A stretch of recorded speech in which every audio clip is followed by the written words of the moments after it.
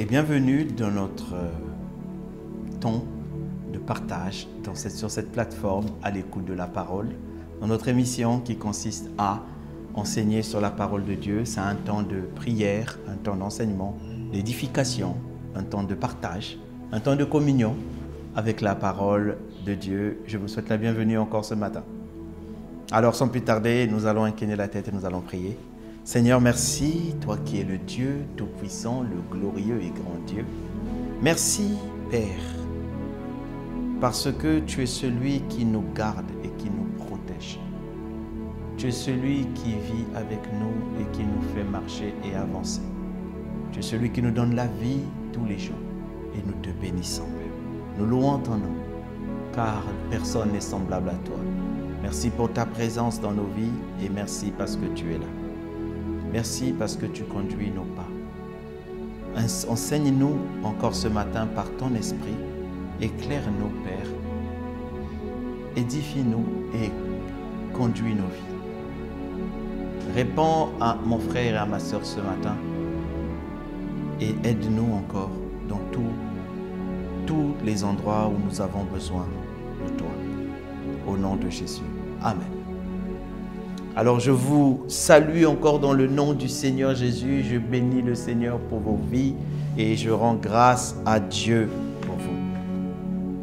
Sans plus tarder, je rends grâce à Dieu aussi pour vos pasteurs, les églises, pour les anciens dans la foi, les mentors qui travaillent à l'œuvre du Seigneur. La Bible dit imiter leur foi. Je bénis Dieu pour vous qui êtes connectés et qui partagez la parole, qui envoyez des questions, qui contribuent à l'émission. Pasteur, j'ai une question. Que le Seigneur vous fasse du bien. Et je prie que ces capsules d'enseignement vous fassent du bien. À vous qui nous rejoignez, je vous souhaite la bienvenue sur cette plateforme. La bienvenue à l'écoute de la parole. Alors, nous avons commencé depuis quelques semaines à parler d'une vie de grâce. Une vie de faveur imméritée, une vie pour laquelle Jésus a payé à la croix. Amen. C'est cette vie que toi, tu dois vivre. Pas une vie de douleur, de difficulté, de malheur, de tristesse. Non, une vie de grâce. Celle-là même pour laquelle Jésus a payé. On peut vivre une vie de grâce. On peut vivre une vie de paix, une vie de joie. Vous savez, tous les problèmes qui nous arrivent dans la vie, souvent c'est nous-mêmes qui en sommes les auteurs. Sinon, si on respectait la parole de Dieu, on vivrait une vie de paix et de grâce. Mais la vie de grâce, c'est un domaine, c'est une dimension dans laquelle le Seigneur nous a placés pour vivre sous la grâce et non pas sous la loi, non pas sous le mérite, mais sous la faveur imméritée. C'est ça la grâce. C'est ça la différence entre la miséricorde et la grâce. Et nous ne pouvons pas rentrer dans la grâce si nous n'avons pas vu la miséricorde avant. Et nous l'avons déjà étudié l'année dernière. Je vous conseille de repartir sur les enseignements, sur les plateformes, et c'est encore disponible pour regarder et pour écouter. Alors, nous parlons d'une chose. Le Seigneur a dit, ne quittez pas Jérusalem jusqu'à ce qu'il soit venu, celui que Dieu le Père a promis, le Saint-Esprit. Parce que Jean a baptisé d'eau, mais vous, dans quelques jours, vous serez baptisés, remplis, plongés dans le Saint-Esprit. Et il vous conduira dans toute la vérité. Le glorieux et magnifique Saint-Esprit, il est celui qui a souvent été oublié dans les églises.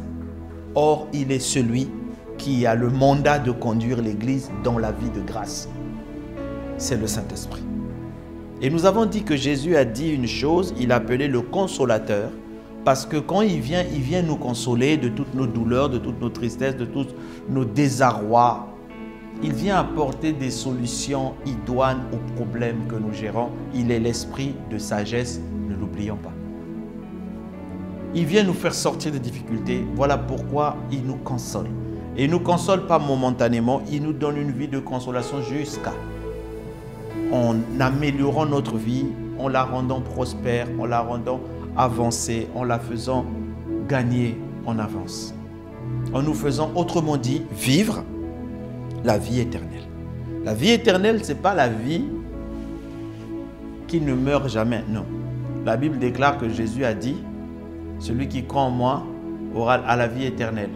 si même il meurt, je le ressusciterai. C'est-à-dire que la vie physique, on va mourir, physiquement certainement, mais éternellement nous vivrons. Nous allons être ressuscités. Et nous sommes déjà ressuscités avec Christ. Mais cette vie éternelle, c'est la vie de Dieu en nous. Une vie sans limite, une vie qui n'a pas de frein, une vie qui nous fait avancer dans tous les domaines. Et c'est pour cette vie que Jésus est venu et que toi tu vis. C'est ça la vie éternelle. La vie de Dieu, la vie Zoé, Zoé Aionios, c'est la vie éternelle.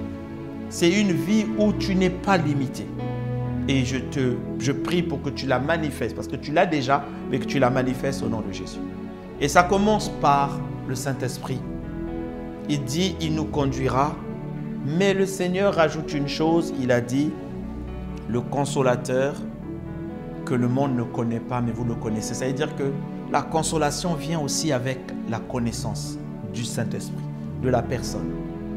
Et il a dit, il demeurera avec vous. Donc nous avons commencé à parler de l'Emmanuel, Dieu avec nous, la promesse de Dieu depuis des années d'habiter au milieu de son peuple et de vivre au milieu de nous, d'habiter en toi et de vivre en toi, de faire ses plans et de réaliser ses projets dans ta vie. Il le veut, il le désire. Vraiment, c'est un désir du Père, quoi. Autant que sauver les âmes est un désir du Père. Voilà pourquoi le Seigneur continue dans l'évangélisation. Autant, mon frère et ma sœur, habiter en toi et vivre avec toi est la promesse et le souhait de Dieu. Voilà pourquoi il a dit, on l'appellera Emmanuel, parce que ça veut dire Dieu avec nous. Et Jésus, en partant, il a dit, une autre personne de la même nature que moi en esprit, je viendrai et je demeurerai. J'afferai mon siège en vous, j'habiterai, je demeure, je ne bouge pas éternellement. Et il parlait du Saint-Esprit. Le Saint-Esprit, il est Dieu avec nous. Alors, aujourd'hui, le Seigneur veut qu'on commence à aborder un aspect pour faire asseoir la conscience de l'Emmanuel, la conscience de Dieu avec nous. Alors, on a vu plusieurs versets dans lesquels le Seigneur nous explique qu'il va être avec nous et on a dit que c'est le Saint-Esprit. Mais aujourd'hui, nous allons aborder pourquoi le Saint-Esprit est l'Esprit de la présence de Dieu. Il n'a pas de nom. Il est Esprit Saint, Saint-Esprit, avec un qualificatif, parce qu'il est Dieu et il est là pour un objectif. Le Saint-Esprit, l'Esprit de la présence. Dis avec moi l'Esprit de la présence. Alors pour comprendre ça, il faut d'abord savoir qu'il est appelé Saint-Esprit parce qu'il n'y a pas beaucoup qui sont appelés dans la Bible Saint. Le premier, c'est le Père. Dans Jean 17, verset 11, on dit « Je ne suis plus dans le monde », c'est Jésus qui parle, « et ils sont dans le monde et je vais à toi. Père Saint, garde-les en ton nom, ceux que tu m'as donnés, afin qu'ils soient un comme nous. » Le verset dans Marc 1 au verset 24, la Bible dit « Disant, laisse-nous, qu'avons-nous à faire avec toi, Jésus de Nazareth? Es-tu venu pour nous détruire ?» C'est les démons qui parlaient. Ils disent « Je sais ». Le démon dit « Je sais qui tu es. Tu es le Saint de Dieu. » Donc Jésus est appelé Saint. Le Père est appelé Saint. De toute façon, on avait dit à Marie « le Saint-Enfant ». Jésus est saint. Dieu est saint. Et le troisième qui est saint, comme le Père et le Fils, il s'appelle le Saint-Esprit. Allez et baptisez-les tous, Matthieu 28, verset 19. Baptisez-les au nom du Père qui est saint, du Fils qui est saint et du Saint-Esprit. Même dimension que le Père et le Fils. Il est Dieu. Il est l'Esprit Saint. Au même niveau, la même nature, la même, on le dit. Et quand on apprend à le connaître, vous voyez, je vais m'expliquer. On a dit que la consolation venait avec la connaissance. On a parlé de l'Emmanuel. Dieu a dit qu'il est avec nous et qu'il voulait être avec nous. Il voulait marcher avec nous. Paul a confirmé que nous sommes le temple de Dieu. Dieu lui-même habite en nous par le Saint-Esprit. Mais quand on dit ça, dans la tête de certaines personnes, le Père est à côté, le Fils est à côté et puis l'Esprit est à côté. Finalement, quand l'Esprit est en moi, finalement, c'est peut-être pas Dieu. Donc, voilà pourquoi je ne sens pas. Non. Jusqu'au moment où tu le considères qu'il est Dieu, tu vas voir que ta vie, on dirait, ne change pas. Tu dois le reconnaître et l'accepter dans sa dimension de Dieu, au même niveau que le Père et le Fils. C'est Jésus lui-même qui a dit. Le Père a dit, écoutez-le, celui-ci est mon Fils bien-aimé, écoutez-le. En lui, j'ai mis toute ma considération. Jésus lui-même a dit, je m'en vais désormais. Vous l'avez lu dans le livre d'Apocalypse. Au moins 5 ou 6 fois, il a écrit que celui qui a des oreilles entende ce que l'Esprit dit. C'est-à-dire que Jésus lui-même dit, maintenant c'est l'Esprit qui parle. Nous sommes rentrés dans ce qu'on appelle le règne de l'Esprit. Le règne du Saint-Esprit. C'est lui qui règne maintenant, c'est lui. Et pour le Père, ce n'est pas une différence. Pour le Fils, ce n'est pas une différence parce que le Saint-Esprit, c'est l'Esprit du Père, c'est l'Esprit du Fils. Alors, voyez Actes 5, verset 3. La Bible déclare, Pierre lui dit, Ananias, pourquoi Satan a-t-il rempli ton cœur au point que tu montes au Saint-Esprit? Voyez, et que tu aies retenu une partie de ton champ. Au verset 4, il dit, comment as-tu pu mettre en ton cœur un pareil dessein? Ce n'est pas aux hommes que tu as menti, mais à Dieu, avec grand D. Vous voyez, il dit que le Saint-Esprit est Dieu. Il est Dieu. Il est Dieu. À Dieu, c'est-à-dire qu'il le met au même niveau que Dieu.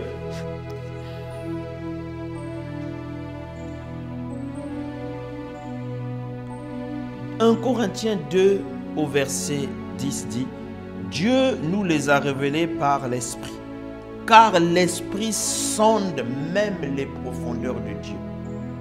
Écoutez, lequel des hommes en effet connaît les choses de l'homme si ce n'est l'Esprit de l'homme qui est en lui?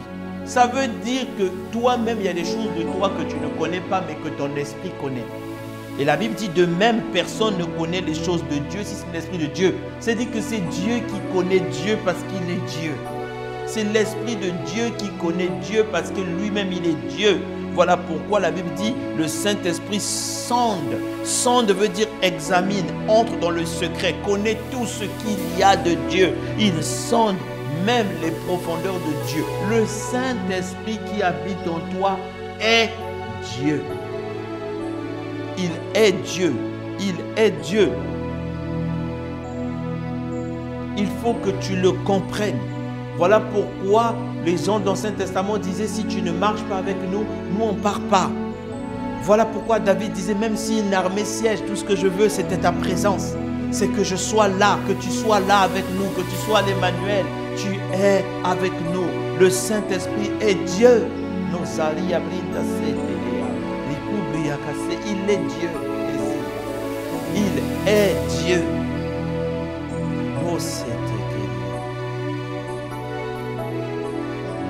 Il a l'objectif de faire connaître Jésus en tant que Dieu aussi. Vous voyez, le Saint-Esprit est descendu sur Jésus-Christ. Il dit, le Père m'a oint du Saint-Esprit.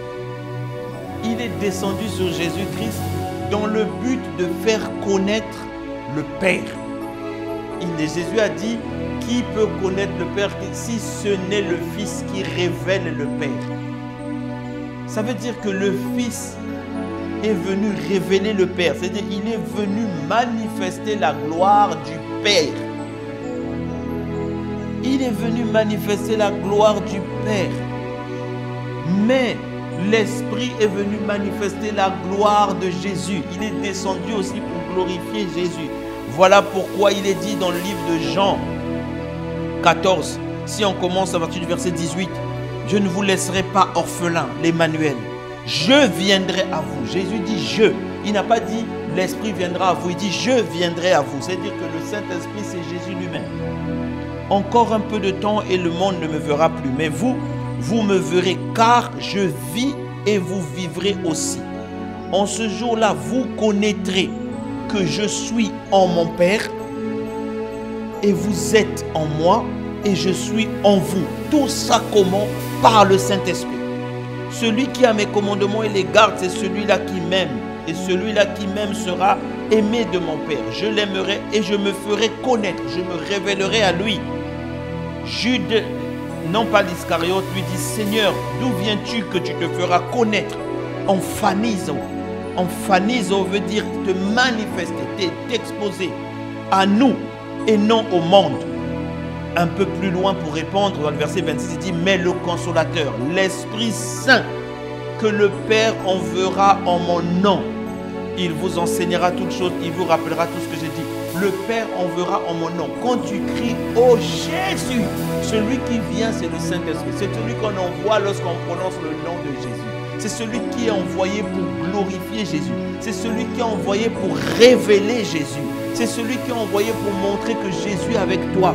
La session dernière, on a dit, c'est celui qui est envoyé pour montrer que tu es dans une grâce. Moïse a dit à Dieu, comment sauront-ils que nous avons trouvé grâce à tes yeux si tu n'es pas avec nous? Donc le Saint-Esprit est l'expression envoyée pour montrer que tu es sous la grâce. Tu es sous la grâce. Tu es sous la grâce. Il vient révéler Jésus-Christ. Il vient faire connaître Jésus-Christ. Jean 16, versets 13 à 14. Quand il sera venu l'Esprit de vérité, il vous conduira dans toute la vérité. Car ces paroles ne viendront pas de lui-même, mais il parlera tout ce qu'il aura entendu et il vous annoncera les choses à venir. Il, lui, me glorifiera. Il me glorifiera. Jésus dit, il va venir me glorifier. Parce qu'il prendra ce qui est à moi et vous annoncera. Il prendra tout ce qui est à moi. Il va venir le manifester. Il va venir vous l'annoncer. Il va venir le révéler à vous. Il vient pour montrer que Jésus est Dieu et qu'il est avec nous. Il est l'Emmanuel. Il est là pour révéler Jésus. Il est là pour faire connaître Jésus. Pour rendre Jésus vivant aux yeux du monde dans ta vie. Pour démontrer que Jésus est là. C'est le Saint-Esprit. Voilà pourquoi nous l'appelons l'Esprit de la présence de Dieu. Il est l'Esprit qui manifeste. Il vient manifester les plans, le cœur, les envies de Jésus-Christ. Il vient le faire. Il vient. Il vient montrer la présence de Dieu dans nos vies. Alors, tu dois comprendre que le Saint-Esprit n'est pas juste un moment. Il n'est pas juste, il est une personne. Il est la personne de Jésus en esprit. Il est la personne du Père en esprit. Le Père, le Fils et l'Esprit sont un. N'oubliez pas, c'est le mystère et la puissance de la Trinité. Ils sont un. Donc quand l'Esprit est là, c'est le Père qui est là, c'est le Fils qui est là. Quand le Fils était présent, c'est le Père qui était présent. Il a dit, oh, vous voulez connaître le Père, vous ne m'avez pas vu. Parce que quand Jésus est là, Dieu ne parlait plus comme ça. Il parlait par le Fils. C'est le Fils qui parlait.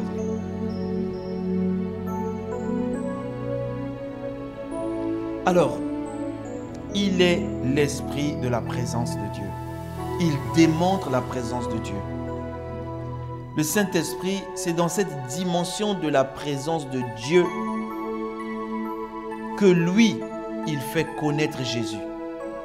Il manifeste la présence du Père et du Fils dans nos vies et autour de nous. Vous voyez, il y a des versions qui ont traduit le Saint-Esprit par le nom hébreu. Vous voyez, quand vous voyez la King James version, c'est un peu l'équivalent de notre 8 secondes. C'est celle qui est la plus utilisée aux États-Unis, en anglais, dans le monde anglophone. La King James version en français, on ne dit pas le Saint-Esprit.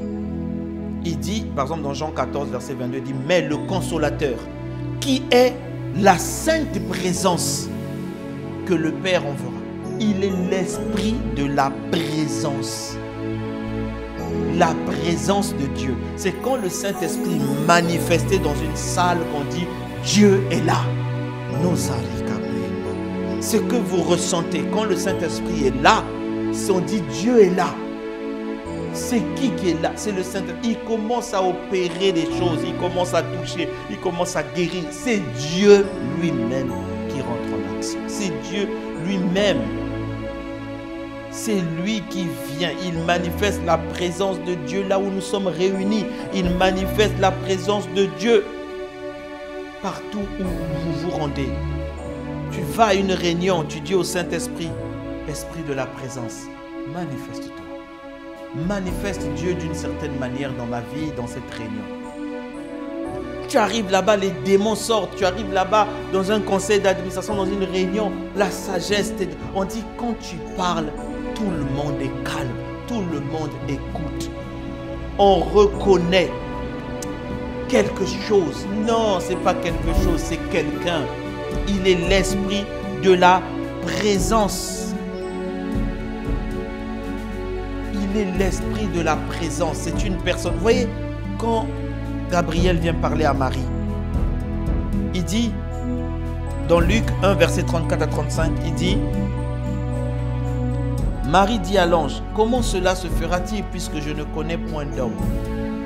L'ange lui répondit, le Saint-Esprit viendra sur toi et la puissance du Très-Haut te couvrira de son ombre. C'est pourquoi le Saint-Enfant, vous voyez, on dit Jésus était saint, qui naîtra sera appelé Fils de Dieu. Mais est-ce que c'est Dieu qui est descendu? On dit non, l'esprit de sa présence te couvrira de son ombre. Si on parle de l'ombre, c'est dire qu'il y a quelqu'un qui est là. Il y a quelqu'un qui est là, qui te couvre de son ombre. Et tu vas être enceinte. Par la puissance d'en haut. Il est l'esprit qui emmène la présence de Dieu. La présence de Dieu. C'est une personne. Il est là. Il rend la présence de Dieu visible. Ça veut dire que vous n'allez pas le voir, mais tu vas sentir que l'atmosphère a changé. Tu vas voir des démons sortir des corps. Tu vas voir les gens être remplis. Mais qu'est-ce qui ne va pas ici? L'esprit de la présence est là. Les portes s'ouvrirent là où c'était fermé. Oh, Chandéria Rebos. Le peuple d'Israël marchait, ils combattaient, ils avaient des victoires. On disait Dieu est avec eux. Qui a vu Dieu de ses yeux? Personne. Mais Moïse a dit, c'est toi qui es avec nous. Et Dieu, à cette époque-là, sa présence était représentée par l'arche. Mais il ne veut plus d'arche faite de la main d'homme. Il ne veut plus ça. Il a dit, lui, il veut habiter en toi. Il veut que quand tu marches, on dise Dieu a marché. Il veut que quand tu avances, on dise Dieu a avancé. Voilà pourquoi il te dit, ne crains pas, ne promène pas des regards inquiets, ne doute pas, ne sois pas triste parce que je suis avec toi. Dieu lui-même, l'esprit de sa présence est avec toi. Il est avec toi. Une présence palpable, une présence manifeste. Certains vont ressentir comme le feu, d'autres vont ressentir comme du vent, d'autres vont ressentir comme de l'eau, de la pluie, de l'huile qui coule sur eux. C'est la présence manifeste de Dieu au milieu. Aussi longtemps que tu ne considères pas le Saint-Esprit dans sa dimension de personne, avec une présence, il te sera difficile d'avancer avec lui. Quand tu appelles sa présence, oh Zabrinda Zekerea, elle change tout. L'esprit de la présence, Saint-Esprit, mais souvent tu cherches 15 000 choses. Si seulement tu pouvais laisser le Saint-Esprit manifester sa présence dans ta vie, beaucoup de choses te quitteraient, les mauvaises, et beaucoup de bonnes choses t'arriveront. Parce que là où il est, il n'y a pas de pleurs, il n'y a pas de larmes. Il est Dieu. Donc le Saint-Esprit est celui. Et c'est là où on dit que La femme là, la grâce de Dieu est avec elle. Tout ce qu'elle fait touche. On l'a vu il y a quelques sessions. La Bible dit que Dieu était avec David. Tout ce que David entreprenait marchait. Dieu était avec lui. Quand l'esprit de la présence est dans ta vie, tout ce que tu fais marche. Tout ce que tu fais marche. La Bible dit que Dieu fit prospérer Joseph et son maître reconnut que Dieu était avec lui. L'Éternel était avec lui. Que cela soit ton partage au nom puissant de Jésus.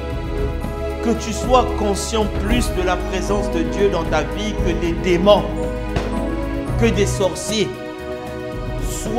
Cultive la présence de Dieu, cultive la manifestation partout. Partout. C'est ça, Moïse a dit, c'est ça qui va faire la différence entre nous et les autres peuples. C'est si toi, tu es avec nous. Et Dieu dit, toi, tu n'as même pas prié.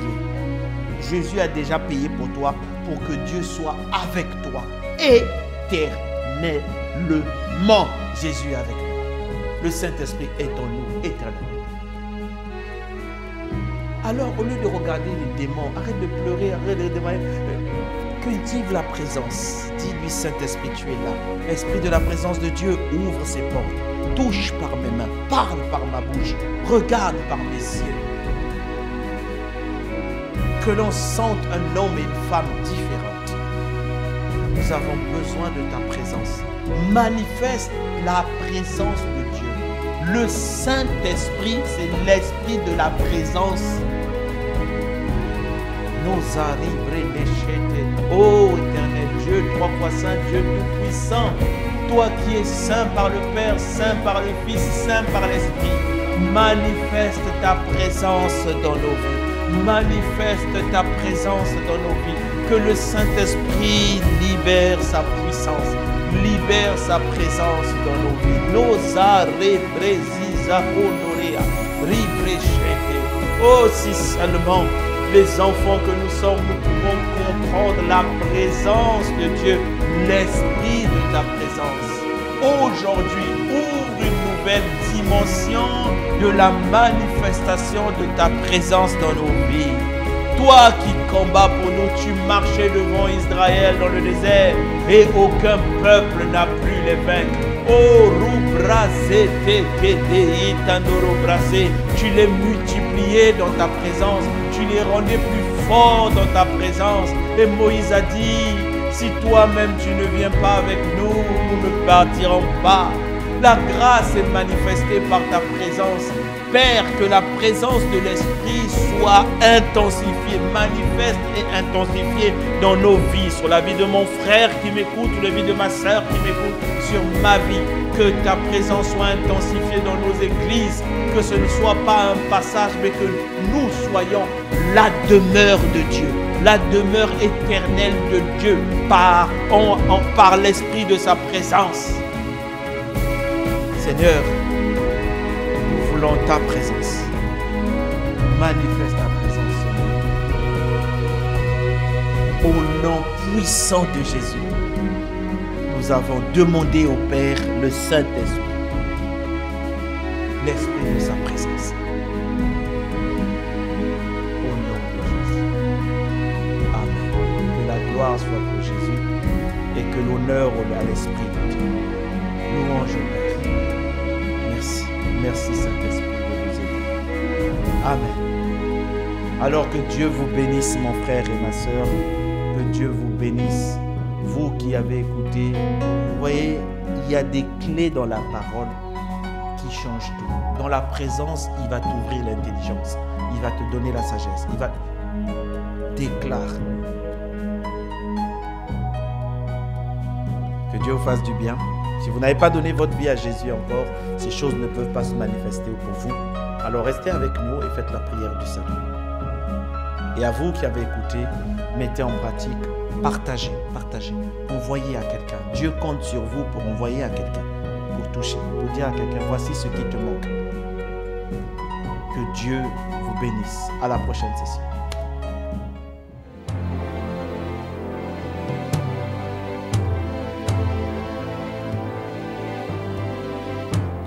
Ô Seigneur Dieu, je crois en ton Fils Jésus-Christ.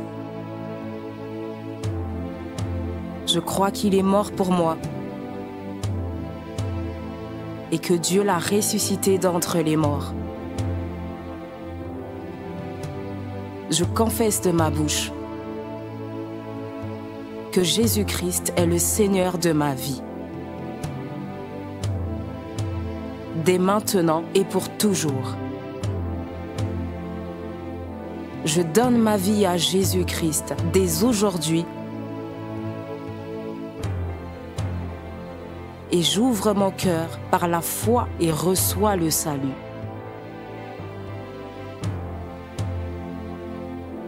Je reçois maintenant la vie éternelle dans mon esprit. Merci Seigneur d'écouter ma prière. Mes péchés ont été lavés par le sang de Jésus.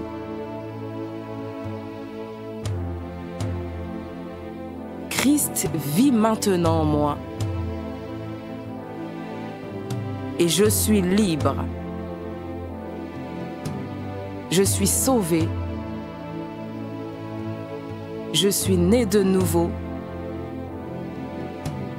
Et dès aujourd'hui, je marche en ayant conscience de ma nouvelle vie en Jésus-Christ. Amen.